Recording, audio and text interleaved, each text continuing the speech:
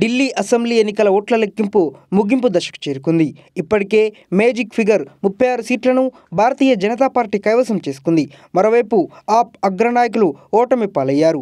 మాజీ ముఖ్యమంత్రి అరవింద్ కేజ్రీవాల్, మనీష్ సిసోడియా, సత్యేంద్ర జైన్ వంటి వారు కాషాయ అభ్యర్థుల ముందు తేలిపోయారు. పర్వేజ్ సింగ్ సుదీర్ఘ కాలం పాటు ఢిల్లీని ఏలిన కేజ్రీవాల్ను ఓడించి ముఖ్యమంత్రి రేసులో ముందుకొచ్చారు. కాంగ్రెస్ 15 ఏళ్లు, ఆప్ 12 ఏళ్ల పాటు ఢిల్లీలో ప్రభుత్వాన్ని నడపగా 27 ఏళ్ల బీజేపీ సుదీర్ఘ నిరీక్షణ ఆఖరికి ఫలించింది. అతి త్వరలో ఢిల్లీ ముఖ్యమంత్రిగా బీజేపీ వ్యక్తి ప్రమాణం చేయనున్నారు.